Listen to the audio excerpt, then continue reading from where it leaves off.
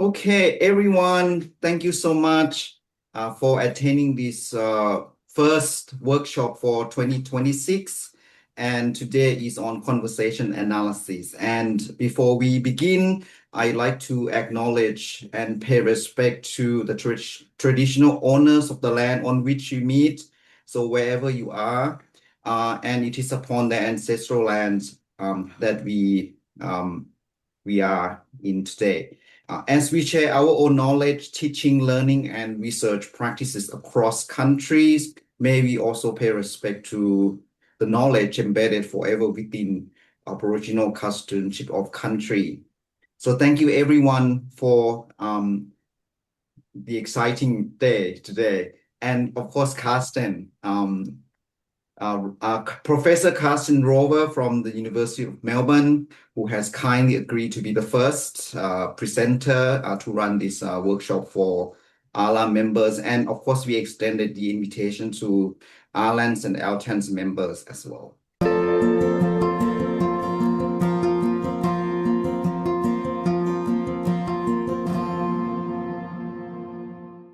All right, welcome everyone. Today's workshop is a very brief introduction to conversation analysis. Let me introduce myself first a little bit. My name is Carsten Roever, or if your German is really, really good, Carsten Roever. I'm a professor in applied linguistics at the University of Melbourne. My own background is as an ESL teacher, as is common for a lot of people in applied linguistics. So I did teacher training for TESOL and psychology in Germany, and then I did my PhD in second language acquisition at the University of Hawaii. And my teaching and research interests are primarily the development and assessment of second language interactional and pragmatic competence, more broadly language testing, second language acquisition, and conversation analysis, which I'm going to talk about today. So the way I'm planning this is there are a couple of phases of activities. It's mostly, unfortunately, going to be me talking, but I have some activities embedded there. We're going to have a 5-minute break in the middle, and I'll leave 15 minutes at the end for a Q&A. All right? Okay, so conversation analysis, a brief introduction, and I'm kind of emphasizing the brief here because conversation analysis has become a really big area. There has been a lot of research in this area, and it is quite a different way of thinking from what we're used to, especially for people like myself, originally coming from a quantitative background. Conversation analysis is a really different way of looking at language performance. And one of the main reasons it is a really different way is that it comes out of sociology. So it's not second language acquisition, it's not sociolinguistics, it's not really originally linguistics. It was founded by Harvey Sachs in the early 1960s. He was a sociologist, and referring to other traditions before him. But the two main goals of conversation analysis were to describe the mechanics of talk. So Sachs actually talked about the machinery of talk, and to show orientation to shared social norms through talk. That is the strongly sociological perspective. So at the time in sociology, it was very common to get to people's norms through large-scale questionnaires. And Sachs and his later collaborators felt that wasn't the right way to do that. They felt that you could see how people orient to social norms in mundane, what they called it, everyday talk. CA is radically empirical and it's bottom up. So it really does not do any, what one of my teachers called armchair philosophizing. So it's all about the data. You collect data, and originally, when Sachs did it, he said practice unmotivated looking. Collect some conversational data and just see what you find. And that was completely fine when this started, but this has now been going on for over 60 years. So we can't pretend that there isn't already a lot of knowledge in conversation analysis. So this radical bottom-up thing is possibly not really the case anymore, but conversation analysis is absolutely empirical. It actually almost dislikes theory. So it's really just about describing what happens. Its claims are analytically rigorous, so it's all about what's in the data. You're not supposed to speculate about why did the speaker say this, what were they trying to do. Just look at what's in the data. It's only about the data. And from the data, you can see how the other person understood what the speaker was trying to do. But we'll get to that. It goes so far that conversation analysis is actually, I said, originally not interested. Basically, that's still the case. It's not interested in mind, cognition, and learning. And that poses a slight problem if you want to use it for second language purposes, because we want to talk about learning and we want to talk about mind. So either you don't, and you just remain completely descriptive, or this is what I would suggest. You do a conversation analysis for following CA rules as the first stage of the study. And then when you have results from that, you interpret them in the light of an extraneous theory. People have used sociocultural theory with this. People have used more cognitive approaches with it. Socialization is something that's becoming quite popular with this area. But CA itself really has no theory of mind. It's really just about what happens. CA has had quite a bit of reception in applied linguistics, and everything that's underlined here is directly clickable.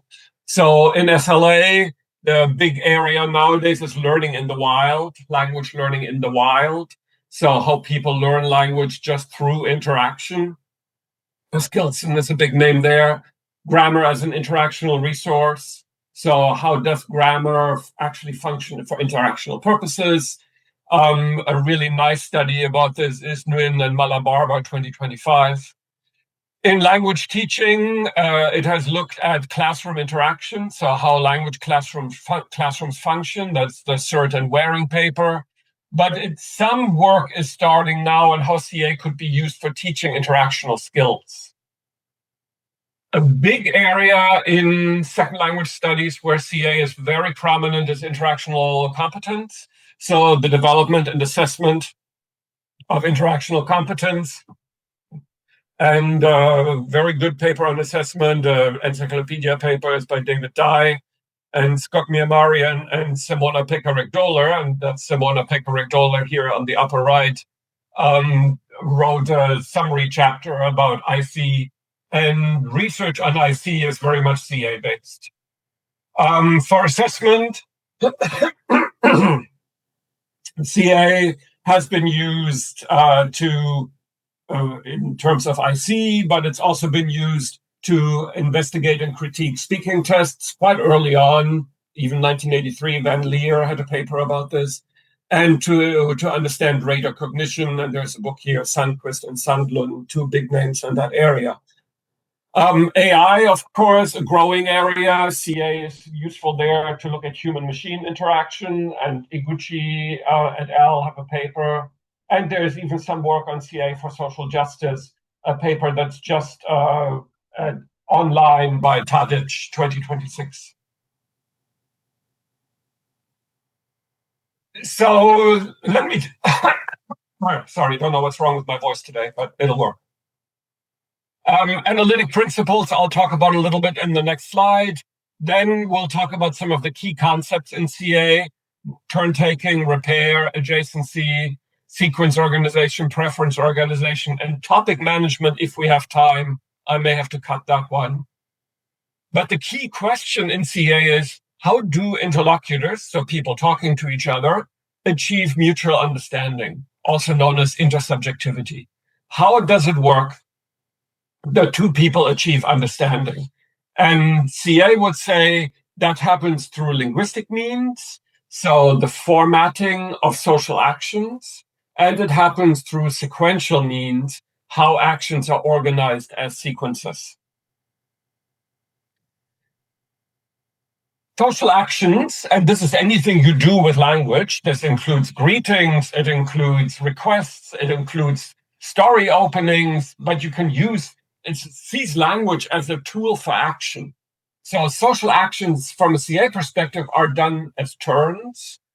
And the basic analytical principle of CA is why that now?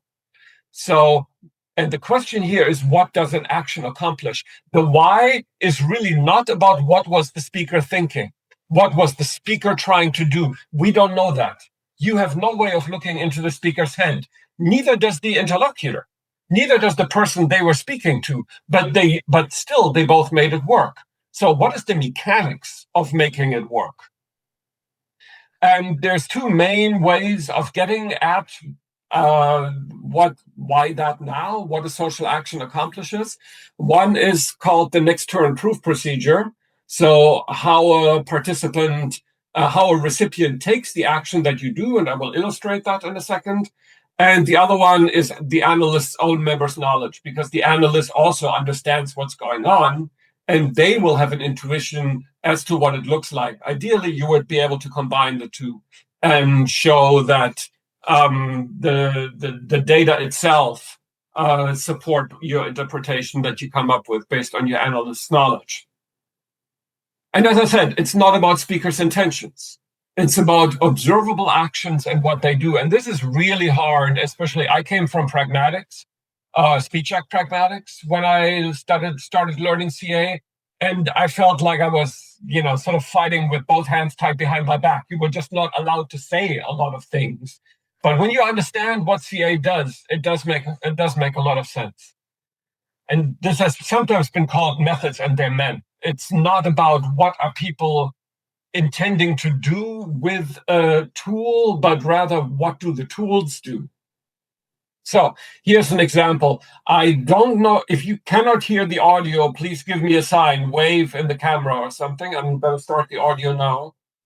Can you hear it? Can you hear audio? You cannot hear audio. No. Okay. All right. There's some weird setting in Zoom where I have to tell it to play audio from the slide. Share computer sound here. Let's try this again. 1 second. Not there yet. Not starting yet. And playing again. Hi, Muhammad. Can you hear? Hi, guys. How are you? Good. How are you? My friends, I'm really in big trouble. Why? What's wrong? I was working my assignment and suddenly my laptop shut down and break down. Mm-hmm. Tiny little excerpt, but I just want to demonstrate these analytical principles with this. So in line 4, B says hi and says the name, and then A says hi and says the name, how are you? So to an analyst, what B does in line 4 is a greeting. Now, do the participants also take it as a greeting?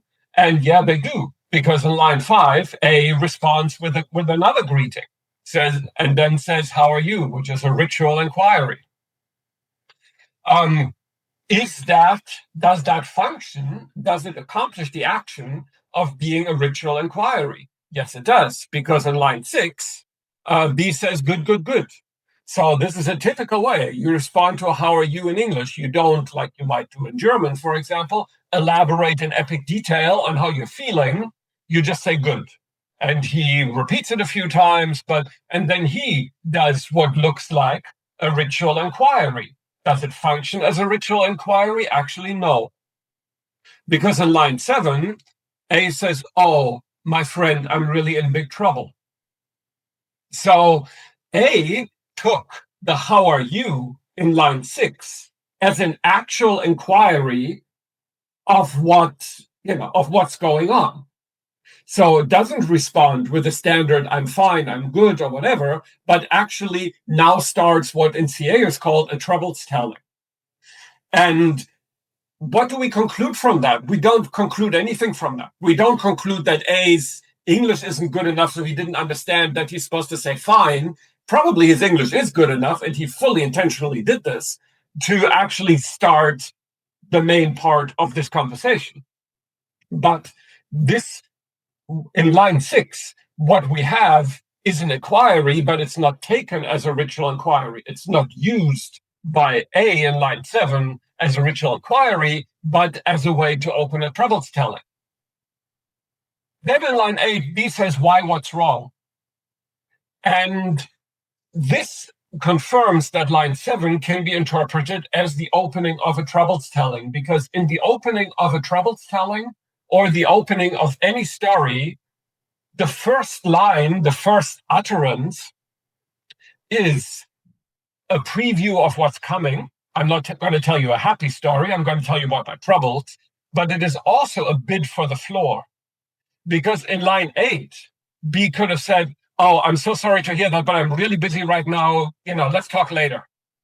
So by saying I'm really in big trouble, A sort of says implies there's more coming.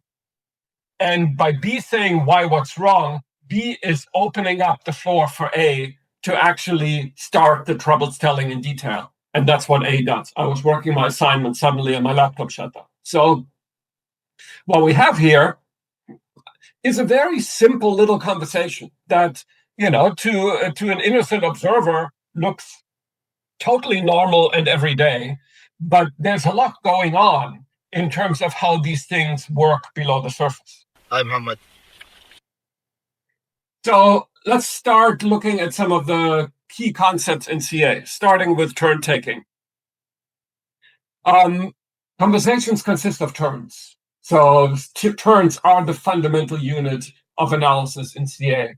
And participants follow rules in managing their turn taking. And it was actually a paper on, Thank you raised your hand.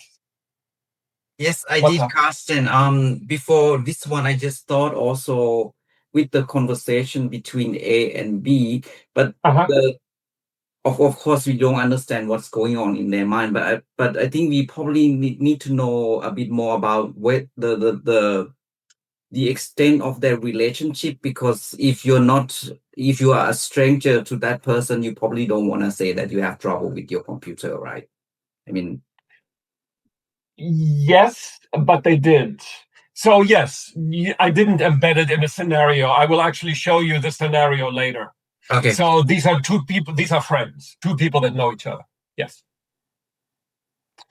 So a fundamental first, very early, big first paper in CA was about turn taking.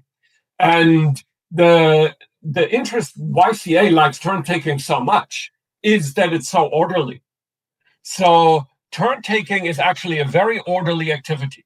We can have a conversation and sort of decide on the fly who's going to talk when. And that, sometimes, yes, sometimes there are overlaps, sometimes things go a little bit off the rails, but normally it's unproblematic. So how come? That was sort of the question they asked themselves. What knowledge do these people share that allows them to do turn taking in such a completely unproblematic way? And the big question here is, how do people know when a turn ends? Because how do you know that it's now your turn to talk? And in CA, the ending of a turn is called a transition relevance place. I know CA loves weird terminology. So a TRP. So the reason people know where a turn ending is that turns are normally constituted from a syntactic unit and or a phonetic unit. So we can predict where a turn will end because we know where the sentence from a syntactic point of view is complete, and we know what to do with when people raise their voice or drop their voice, what that means in terms of the continuation or ending of the turn. You get an overlap where a hearer projects the ending of a turn to be in a particular place, but the other person actually wasn't done yet. And so here we're going to see an example of an overlap. Let me play this one. Hi, Professor. Good morning. Good morning. I'm sorry to tell you that I cannot give a speech in your public lecture. Because I have an intensive subject to do, and it counts participation requirements, and I'm afraid I cannot miss any of the sections. That's too bad. So the interesting part here, apart from the fact that the turn taking works perfectly well, the interesting part here is in line 9, where there's a bit of an overlap. And you can explain this overlap by the fact that actually the syntactic unit is done with the word section, right? She says, I'm afraid I cannot miss any of the, I think she means sessions, but that's fine. The syntactic unit is done here. So the interlocutor projected the TRP to be right there and was ready to take their own turn. And because she then added, I'm sorry, to that, we have this overlap. It's also, this is a little side note, you also find that very typically in overlaps that the next speaker doesn't actually start the content of their turn until the overlap is done. He just says, that's, and then the overlap finishes and he says, that's too bad. So people kind of wait for the overlap to be done before they really start speaking. In CA, when you have these square brackets, that means the area of overlap. There was a tiny overlap, lines 5 and 6 too, with the and the Hi, Professor. Very briefly looking at repair. Repair is there to ensure intersubjectivity. It's there to clarify misunderstandings and to make sure that interlocutors are on the same page. The most typical type of repair is self-repair.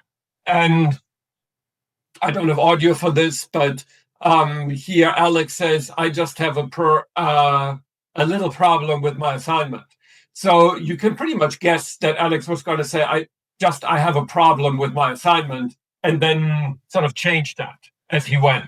So self-repair, it's technically called the self-initiated self-repair, is usually accompanied by some kind of hesitation or cutoff.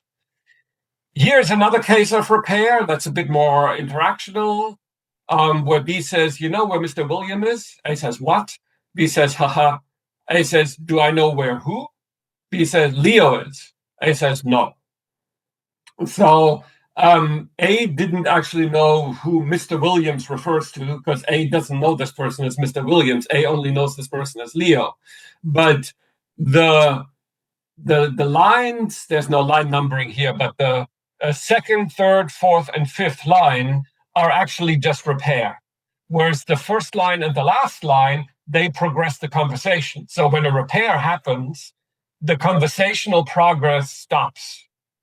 And repair is done before things keep going. It's very important that people know what they're talking about. And, if A can't figure out who Mr. Williams is, they cannot answer the question. So that has to be fixed before they can actually answer the question that B posed in the first turn. Adjacency. So now we're getting to sequence organization. So adjacency is a basic unit of sequence organization, and adjacency pairs, which is what we usually talk about, consists of two parts. They consist of what's called a first pair part and a second pair part. And typical examples here are question and response, greeting and greeting, request and refusal. And the absence of a second pair part creates an accountable silence. Just imagine you're walking down the corridor, and the colleague walks up to you and you say, hey, how are you? And the person doesn't say anything, just walks past you. That's a huge issue. You would think, what's going on? What's happening here? Did I do something wrong? Are they mad at me? Because you created a first pair part, there has to be a second pair part. Otherwise, that has to be dealt with in some way. So here, as a little example. Hi, Professor Kane. Hey, good morning. How are you? Good, thank you. How are you? Good, thanks. So very clear, very simple first, second pair parts. So line 1, hi, Professor Kane, is a greeting that is responded to with another greeting, a good morning.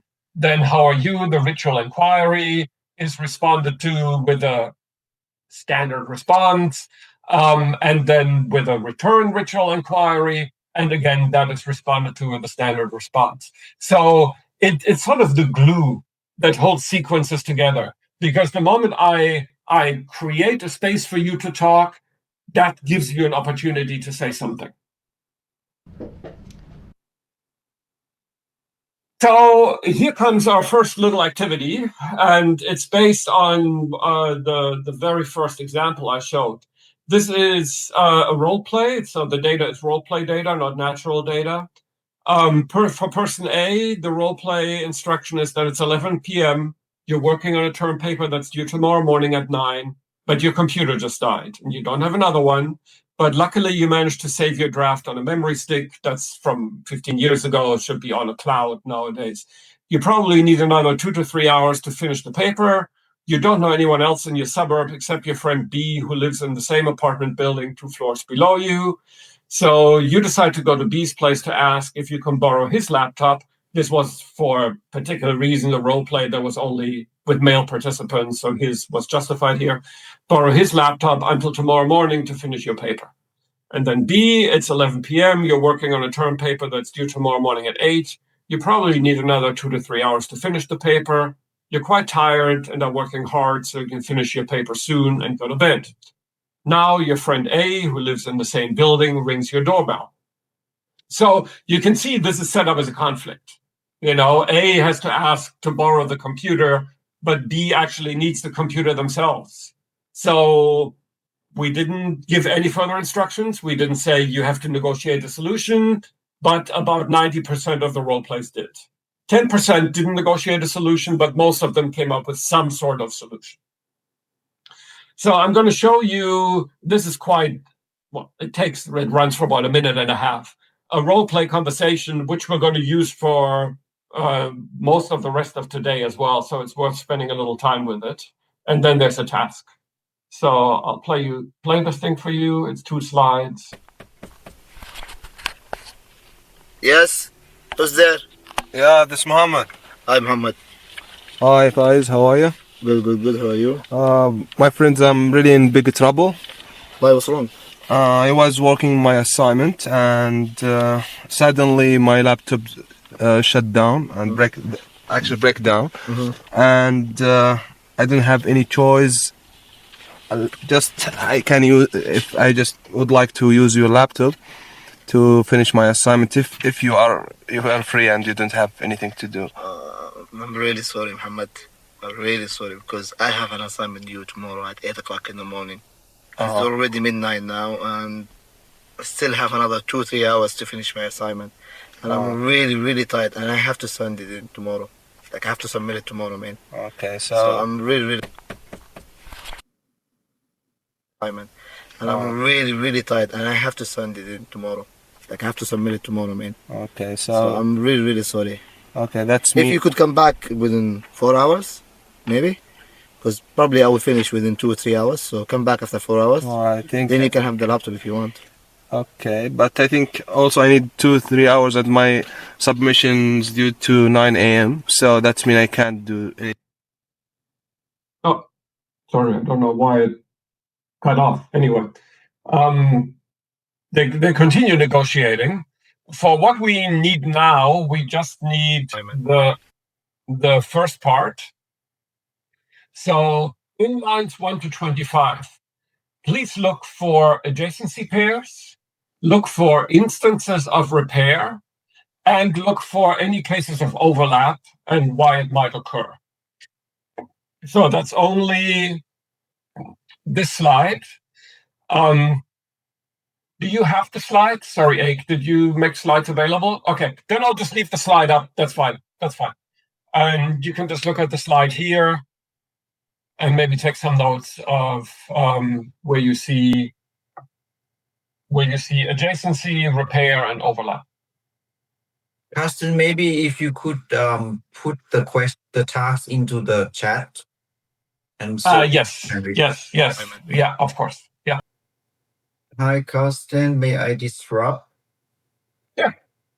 Shall we put in the chat or something so people Sure. Yeah, in the room break out so that's people can talk about this before you come back to it? Maybe that would be useful. Maybe 5 minutes.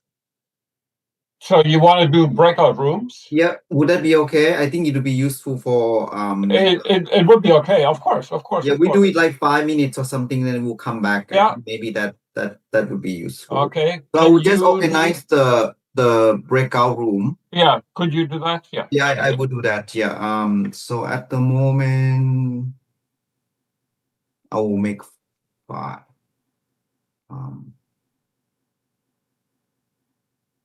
I will not assign ourselves into it. All right. No, yeah, that's fine. Yeah. All right, everyone, please go.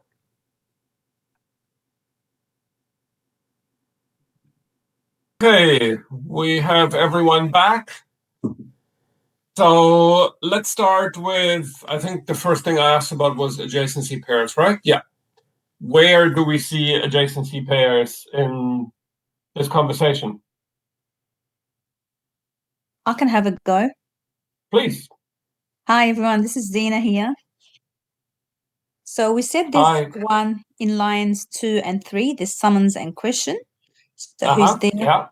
Who's there? And then the other person identifies themselves and then say, yeah, it's me. Yeah. Yeah. Okay. Yep. That's definitely one. Okay. I mean, there's quite some obvious ones. Okay. Someone else give me more adjacency pairs. I think 4 and 5 as well. Mm-hmm. Yep. Yep. Good. And the next one?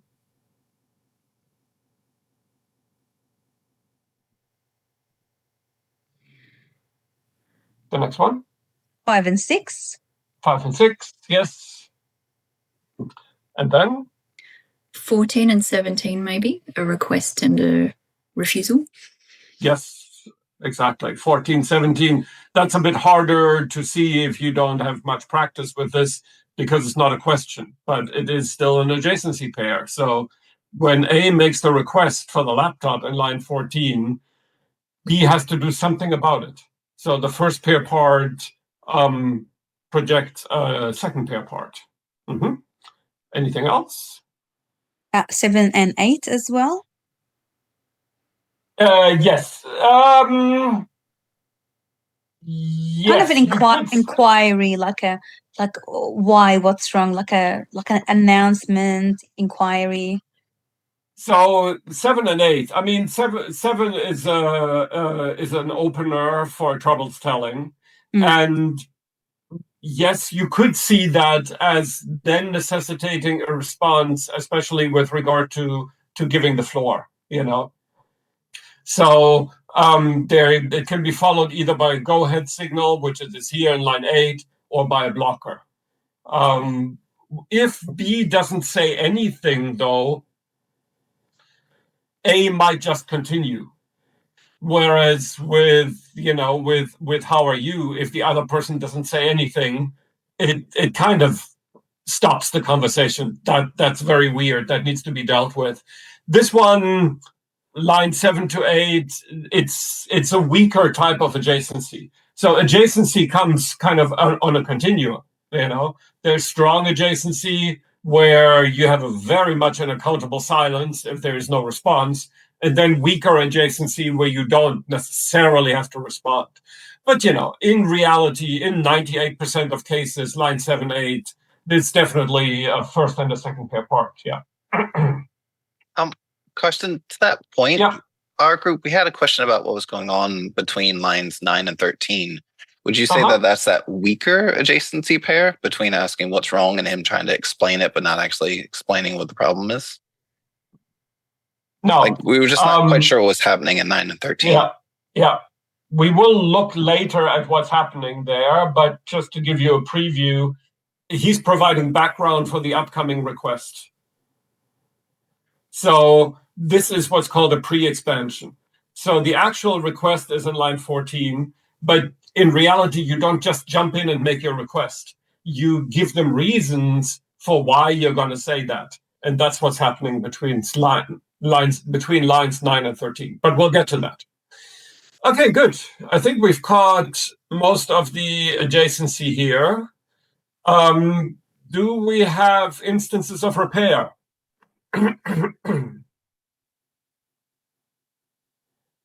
We have one in line 9.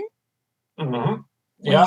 When it says I, and then there's a 0.5 second pause, and then it's kind of self-initiated, searching for the right words or for the words. I wouldn't consider that a repair because nothing is getting fixed. Yeah. This is an intra-turn gap, which does happen, and it often happens at the beginning of storytellings, and it can happen when there is a dispreferred coming up, but we'll get to preference in a moment. But there is something in that turn, lines 9 to 10. There's a repair. Victoria, raised your hand. Yeah, I found 2 that I think might be repairs. One is line 10, actually break down. There's a rephrase there. That's right. Yeah. And then line 14 is another rephrase of his request. That's right. Yes. Yes. Mm-hmm. Right. Yeah, and I think those are really the only instances of repair, and they are self-repair. Repair can also be initiated by the other person, like it was in the little repair example I showed you with Mr. Williams. And this is something that initially excited language researchers or second language researchers a lot about CA. Repairs can also be done by the hearer. So it can be a repairable, so a problem caused by person A that gets fixed by person B. And that sounds a lot like a language teaching situation where a learner makes an error and the teacher then corrects that error. But in reality, that is extremely rare. It is very, very, very rare that a hearer fixes a problem that the speaker initiated. Okay, so then we have overlap. Did you find any overlap?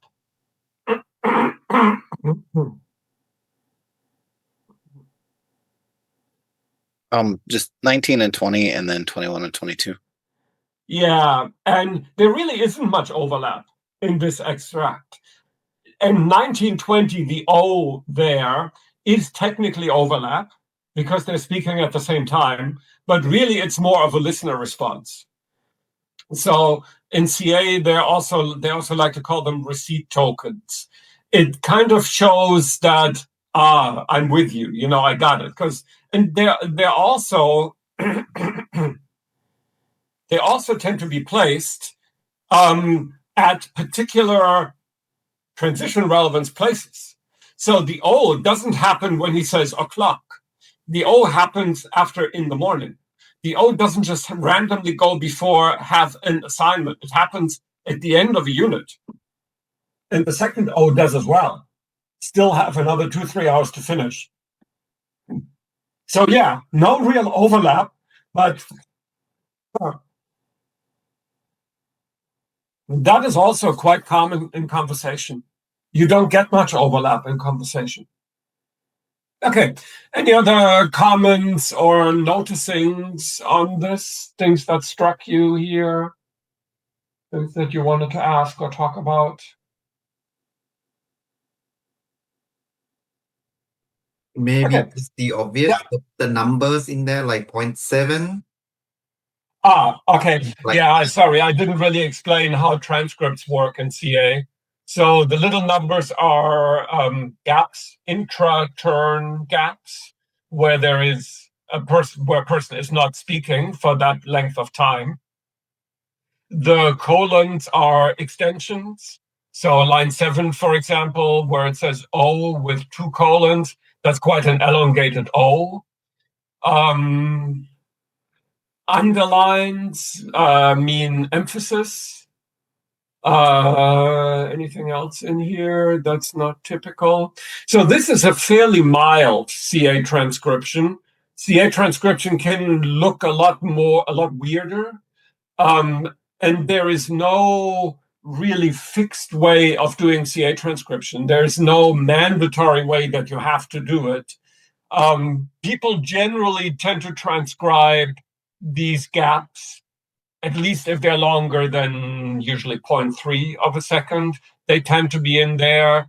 Elongations tend to be in there, and overlaps tend to be in there. That's more or less done in pretty much every CA transcription. Other than that, some people try to transcribe, Sheglov was famous for that, try to transcribe the way you hear it. So they would type out done instead of I don't know. So they would type D''NO or DUNNO. So to sort of give a flavor of what it really sounds like. But the transcription is always just an approximation of the actual talk. And you can never really get it 100%. Okay, then let's move on to sequence organization. So we already started talking about this a little bit. So sequences are made up of a series of related turns, and it's usually adjacency that ties these turns together. And there's two larger organizing principles for sequences that I want to talk about. One is preference, and one is topical talk. So preference organization in CA can be a somewhat confusing concept, but I'll try to make it as clear as possible. Certain second pair parts are preferred. So certain second pair parts normally are conducive to social harmony. And, one social norm that people orient to is that they should get along with each other. So a second pair part that is conducive to social harmony is a preferred second. And for example, let's say we have a request as our first pair part. The second pair part that's preferred is a grant. Sorry, I have to say that differently. When we have a request, in general, what can follow a request? A request can be followed by a grant, or it can be followed by a refusal. They are not equal. Even though technically each one is possible, people treat them differently because a grant enhances social harmony. A refusal might threaten social harmony. So when we have a grant, it is often done in a way that CA calls a preferred way of doing a turn. So here, let me play you this. So look, I guess at this time, that's what else can we do? Okay. Thanks for that suggestion. It's helpful. So could you get her to get in contact with me today? Sure. So this is a request by I saying, could you get her to get in contact with me today? And the response to that is formatted in a preferred way, meaning it's very direct, it's very short, and it happens very quickly. So the two equal signs mean what's called a latch. So the way S says sure, it happens almost immediately after today. The usual gap between turns is smaller here. And this is typical of preferred second pair parts. They are done as directly and as quickly as possible because they align and they're conducive to social harmony. Look, I guess Now, we also have dispreferred turn shapes. We have dispreferred second pair parts. And this is when you have to say something that might make the other person unhappy, that might potentially disrupt social harmony, that is disaligning. Technically speaking, you're just disaligning with the project of their talk. That's really what this is about. And dispreferred second pair parts tend to be delayed. They tend to be mitigated. They tend to be indirect. They tend to have hesitations. They have explanations and accounts in them.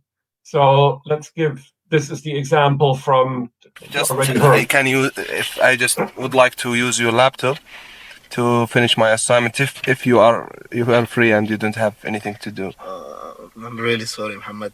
I'm really sorry because I have an assignment due tomorrow at 8 o'clock in the morning. It's already midnight now, and still have another 2-3 hours to finish my assignment. And So what we see here is the O in line 17, an elongated O followed by a 0.8 second gap. And this is absolutely typical of dispreferreds. So dispreferreds tend to have what Heritage calls a first position occupant. And that first position occupant can be O, it can be well, it can be, in different languages. There are different ways of doing it. But if you make a request and the other person starts with, oh, this is not going well, or if the other person starts with, well, that means at least there's going to be a problem of some sort. And then you have this pause, this 0.8 seconds here. In conversation, 0.8 seconds is quite long. And then you have apology, very typical in dispreferred. I'm really sorry. I'm really sorry. Because I have an assignment due tomorrow, I still have another 2-3 hours. These are explanations, accounts for why this person is refusing. But what is B never saying? What word is never there in this refusal?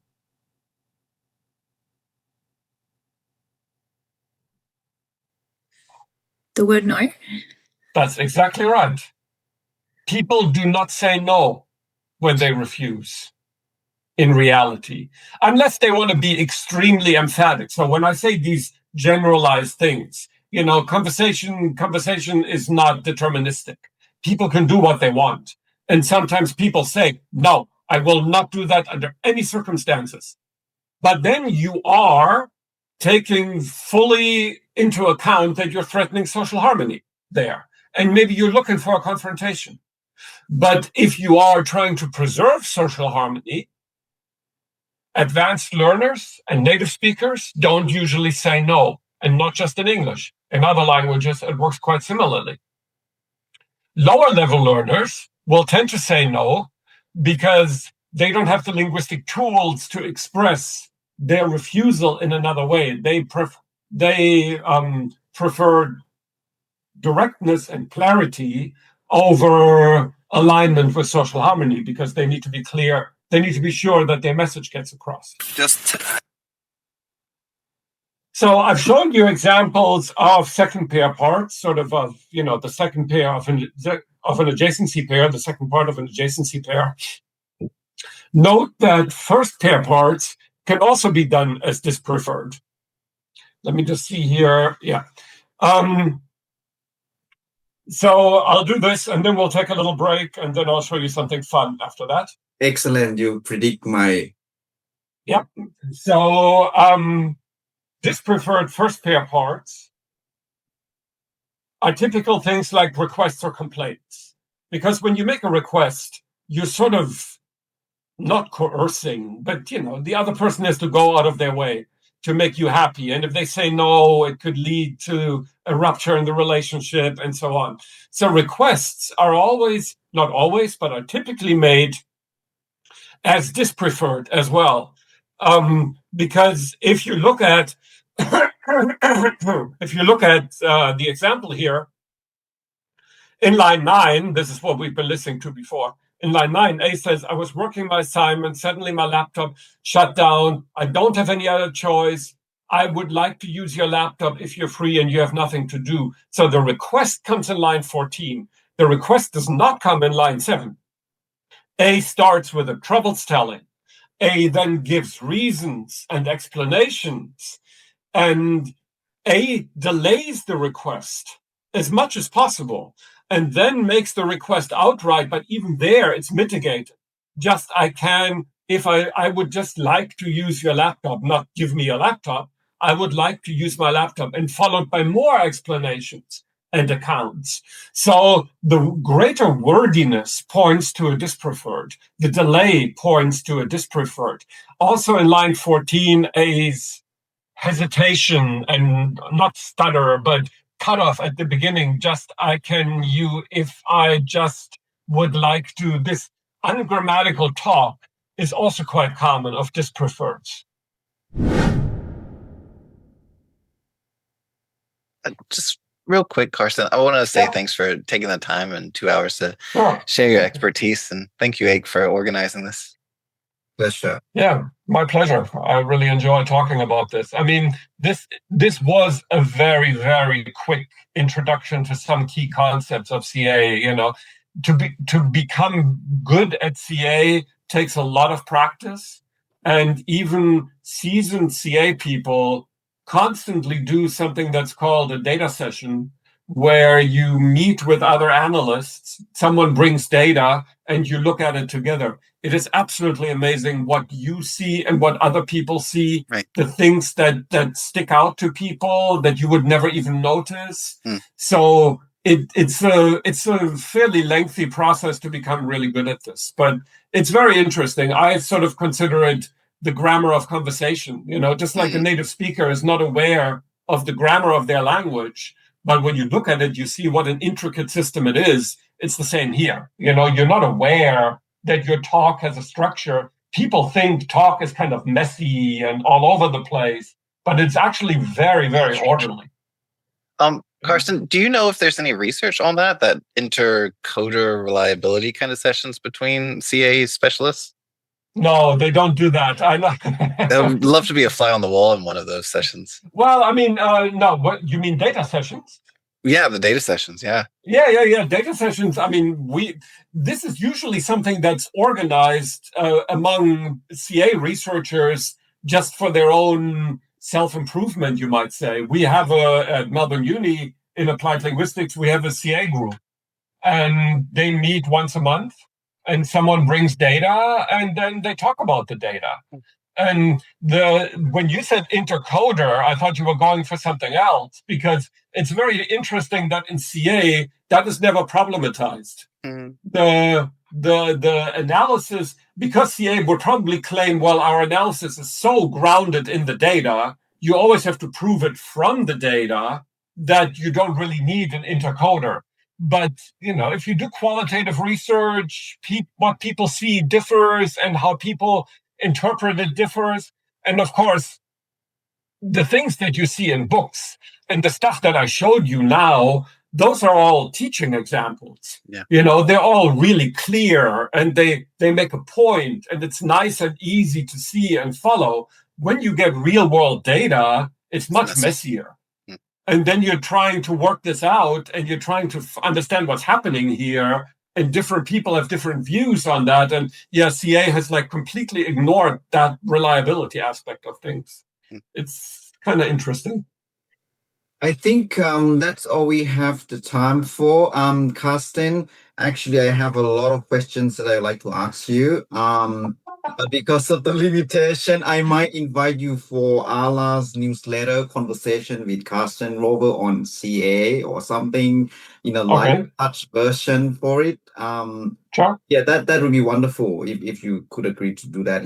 Yeah, and anytime that we can publish, it would be great for our audience. Thank you so much, everyone, for your participation today, and the people, as people said, a lot of eye-opening event to me too. So thank you so much, Carsten, and wishing everyone a very happy weekend. Okay, thank you. Thank you. Bye-bye. Bye. Bye. Bye.